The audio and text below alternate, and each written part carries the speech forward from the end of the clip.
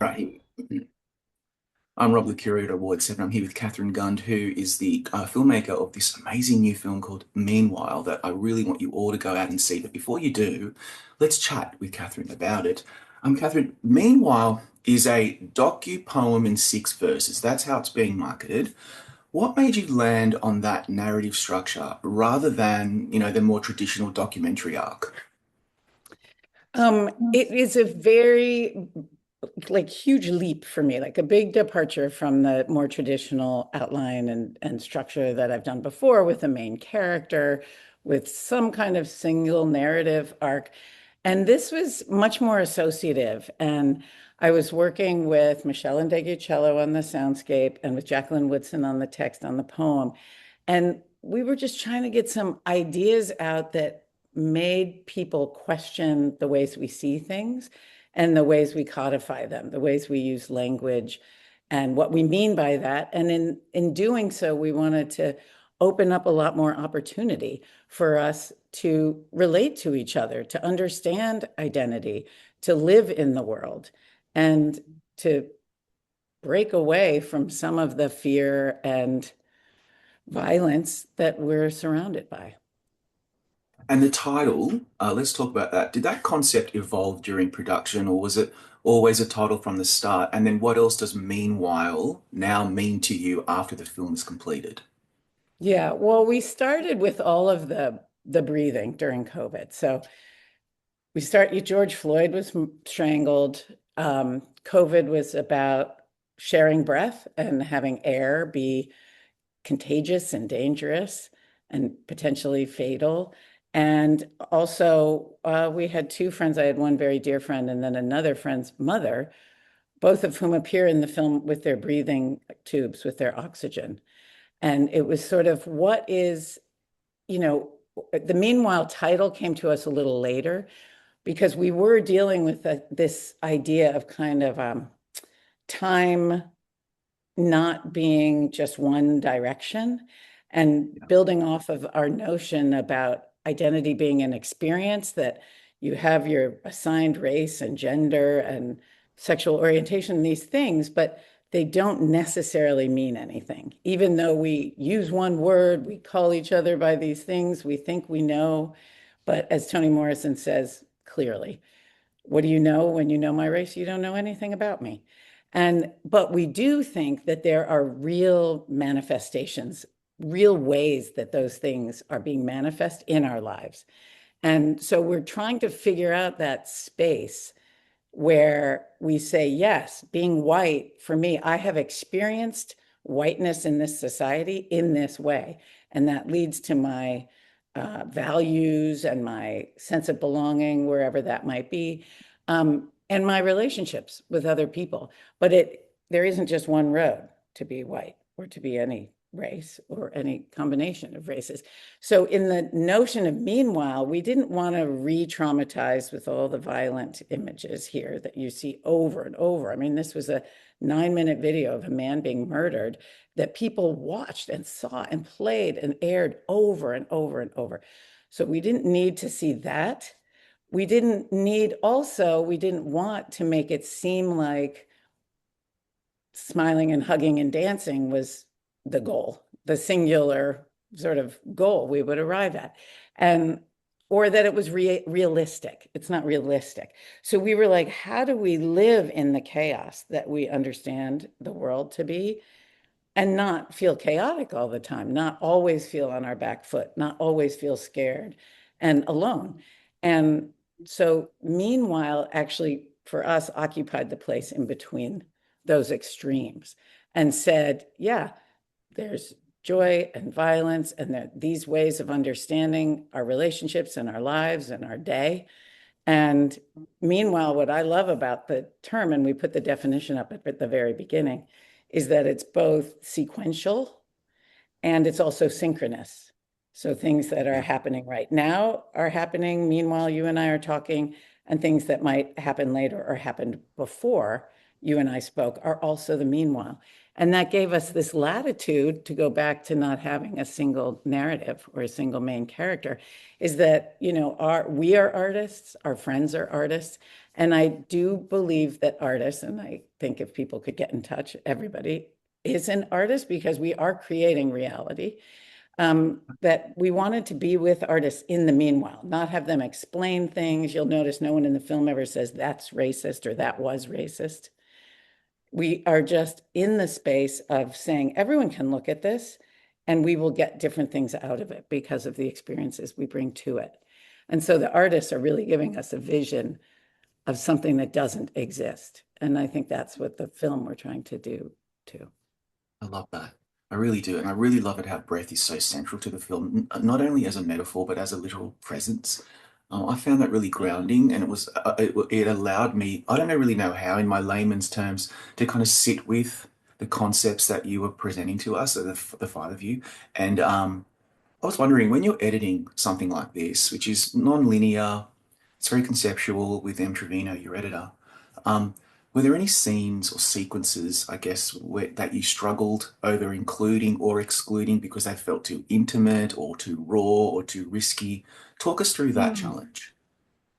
That's interesting because I would say of the beautiful terms you use to explore the possible scenes, I would say we were always going for more intimate and more raw and more risky. And the things we left out were the things that were more recognizable and more familiar and traditional, and that we very specifically wanted, we do these sort of we we intentionally said, how can we make unfamiliar things seem familiar, right? We think Mm, we only know our world. We're told we have to segregate by all these things. Women are treated a certain way, men are treated a certain way, when we know it doesn't mean anything, whatever, but we're separated by these. And so we wanted to say, but truly, other people are having experiences and values and thoughts that are very familiar to you if you're open to that. And yeah, how do we kind of crash those two things together so that we also didn't want to fall into that narrative of where people are like, oh, right, I know what this is about. We wanted people to constantly be questioning the next thing or the last thing. And so, sometimes we have birds indoors. You hear birds, things yeah, like that, where just there's a part of you that will not settle in that moment, even if you don't know what it is or why. And you're just like, okay, you're still watching because it's always right beyond whatever you're expecting. yeah, I mean, the absolutely right. editing was really a challenge for sure, for sure. And it could have I been a can million imagine. different movies. And I also, it's not a movie that has an ending. No. I truly believe that this conversation is part of that movie, that the meanwhile is what we make of it in the exact moment we're living in it, which is why I love when people they say, wow, I just sat back and like let this wash over me, or just, surrender to it, or didn't bring in a lot of projections and assumptions. And even into the moments once they were in the movie, they realized they had to let go. And I Mm. think getting us to those kinds of spaces is valuable because then we're more honest and more playful and more curious and potentially kinder. And potentially kinder. Then let's just underline that. Mhm. I totally agree with you. And also I feel like I don't know if this is the right word, but more autonomous. Like I think this film allowed me to make my own decisions about what was going on screen. It's hard to really put into words. This film is not an easy film to describe in words, and I think that's part of the point of the meanwhile. Mhm. And I really love that. I really Mhm. do. And it makes me think of this. If you look back over your career as a filmmaker, you've tackled Mhm. social justice, identity, memory. How does this film reflect your growth or evolution or shift as an artist compared to what you've done before? Um, I feel like it does just because I really challenged myself not to fall back onto sort of traditional tropes or convenience. And I love that you said it lets you make your own decisions because that was very intentional. All I've made films for 45 years or something like that, 50 years. I don't know how old I am. I'm so old, 45 years. Let's not count. Don't And count. let's not count. Right. I was negative 20 when I started. Yeah. Um, but the idea of, you know, I've always said, people would say, "Oh, who's the audience?" I'm like, everyone. I want everyone to see this movie. That's never actually the most effective or efficient use of a film. And the more specific we get, the more powerful and universal it actually becomes. And then you can, now I'm much more conscientious and conscious of an audience and why and what the impact is, from beginning to end. But in this case, I was talking to Jackie, I was like, you don't have to have any flag to watch this film. I watch hundreds of documentaries all the time. And sometimes, there's like Althusser and interpolation or whatever, where it's saying this is who you are and what you expect and what you want and what you need to continue your illusion of who you are. And we wanted this to just be like, you are literally on the street with people. You're, in the park and somebody else is over there in the park. And at the beginning, there were people who said, be careful because you got to see the different artists are sort of people who are featured. You have to see them more often because originally they were just one time each. And, because people will want to know what their story is and where it came from and what they're going to do. And I thought, Robert, I don't know anything about you other than you're Australian like me, that I don't know. I didn't see what you did today or how you became this person who has this job. Um, and I don't know necessarily what you're going to do later. And I realized that is what we were going for was this sense of we're just sharing air. We are sharing space. And you make your own decisions about what you see. Someone brought up the other day when one of the men in the park walks by, the white guy comes up behind the black guy and walks really closely to him and keeps going. And the black guy just goes like this. He goes, and then he just keeps walking. And a lot of people won't see that. But, we just are saying, if you do, realize that that does mean something. We don't know what it means, but it does mean something. It's like Jackie says, like, obviously, I know these things happen. It's like a micro um, uh, aggression. Aggressions. And Yeah. that it's like, yes, they are deeply held racist structures that are Yeah. producing those, but they're also, we need to understand what role they play in our lives so that we don't put too much weight on it in a way that makes us sever any potential connection we might have with someone. So she's like, sometimes, that happens. And that guy was basically saying, like, it's just another Tuesday, as Jackie says. Like, he's going to go on. He's not going to, like, make a big traumatic moment in himself for that. He doesn't have time for that or interest in doing that.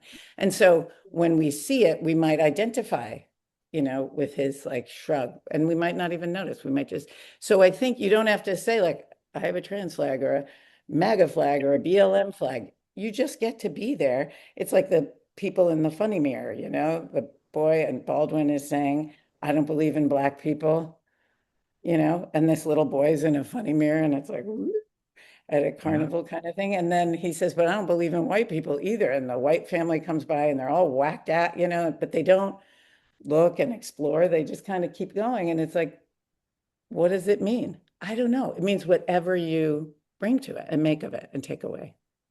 But I Yeah, think we absolutely. have a broader palette than we allow ourselves as filmmakers and as members of society.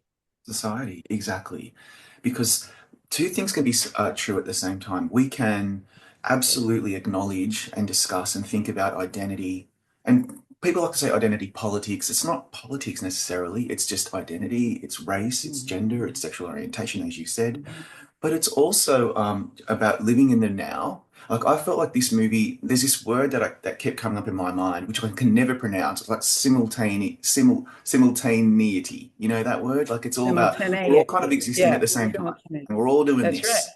Right. Um, But then I wrote this in my notes. I just wrote memory and I underlined it a lot. I remember when I was watching the film and I was thinking to myself, given that we are talking about living in the now, in the meanwhile, memory also plays a really important function in this film. It's like generational memory and Mhm. contemporary voices. So, how do you see memory functioning? Is it an archive? Is it a burden? Is it inheritance? Is it potential? Like, how do you see that?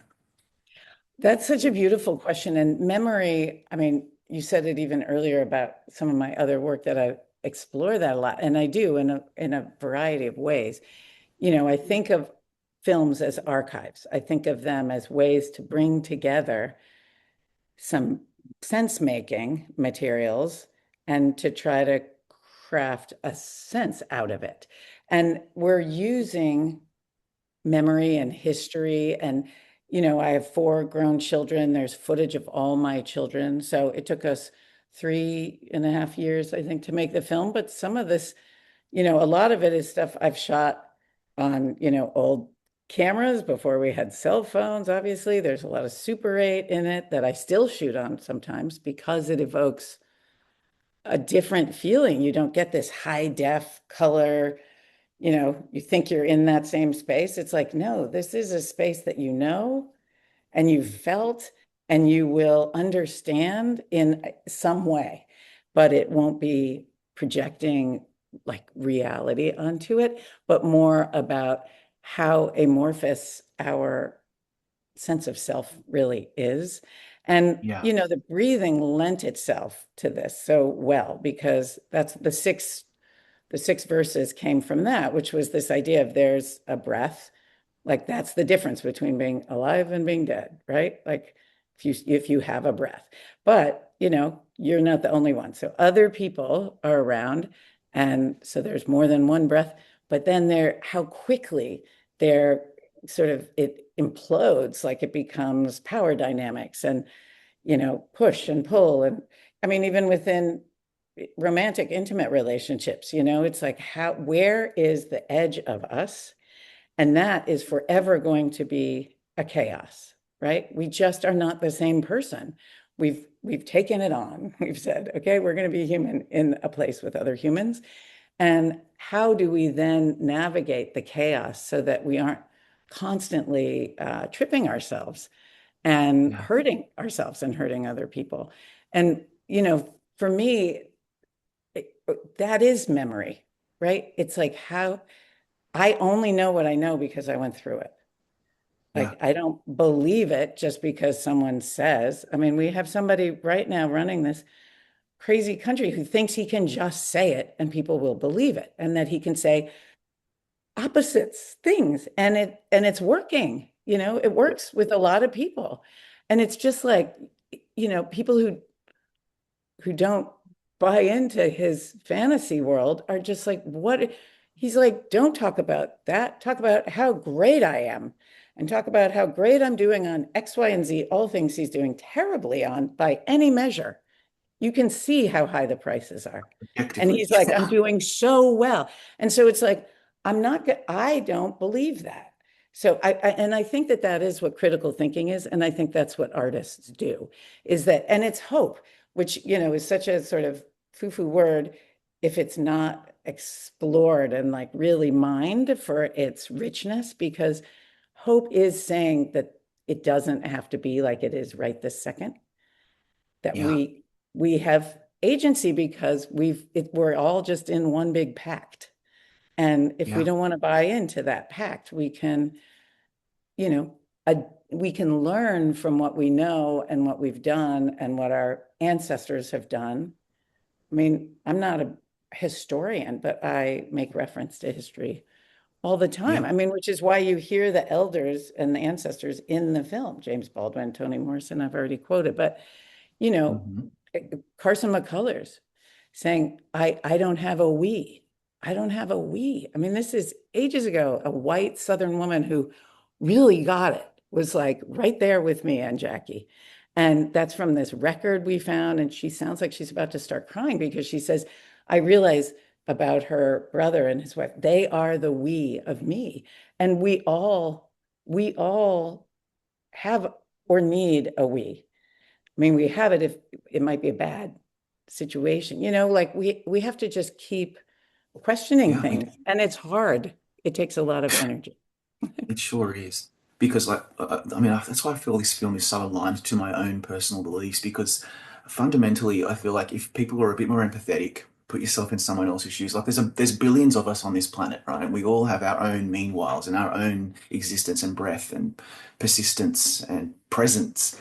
And I just feel like if we took our jerseys off a little bit more, like, I use the football analogy because I'm obsessed with football, and actually just realize that we're kind of all just doing this. We're all doing our best, or we're trying to, some of us, most of us. Then I think maybe, like, and if we were all a bit kinder to each other, then maybe we wouldn't be having some of these discussions. And that was brings me to my final question.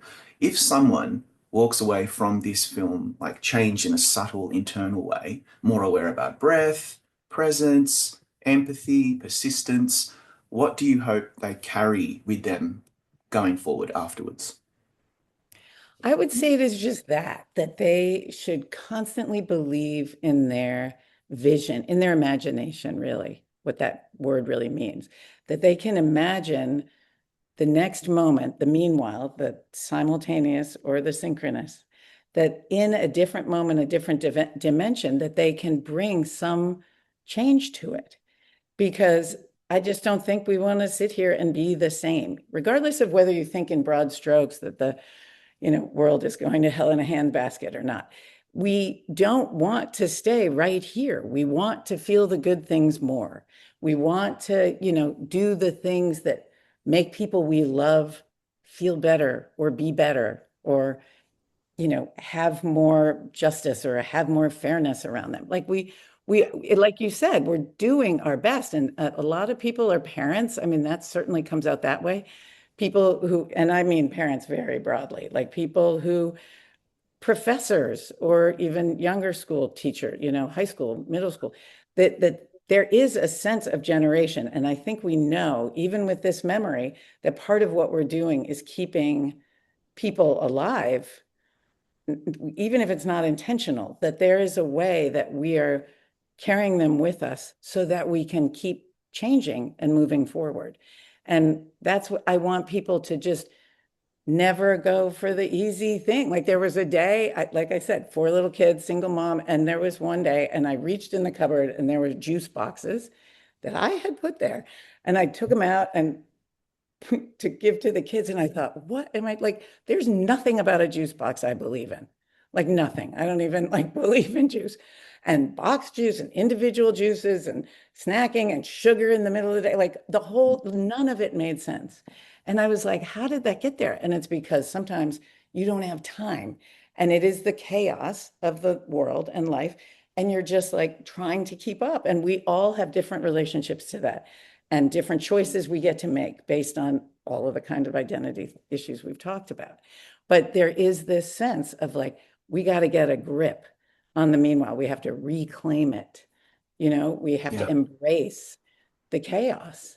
And instead yeah, of, as Natalie Diaz says so beautifully in the film, I was trying to stay still in the chaos. And she realized that is not what I need to do. You need to be like those buildings that float with the right. Go earthquakes, with it. Go with the with it. earthquake, like go with it. Yeah, I agree. And that's what I took out of the film because I always say to people, "Oh my God, I'm so forgetful. I have a million tabs open in my head. I can't get through the day." Well, you know what? It's fine. Sit with That's it. fine. It's okay. Let's acknowledge this and let's work out a way forward. And that's what I really loved about this movie. I came into this because I was such a fan of Michelle and Degocello when I was a kid, or when I was in high school. We listened to her music constantly, and so seeing her again, and then seeing the rest of you and how you put this together really impressed me, Catherine. It's a beautiful film. Congratulations and thank you for your time today. Thank you. Thank you for a wonderful conversation.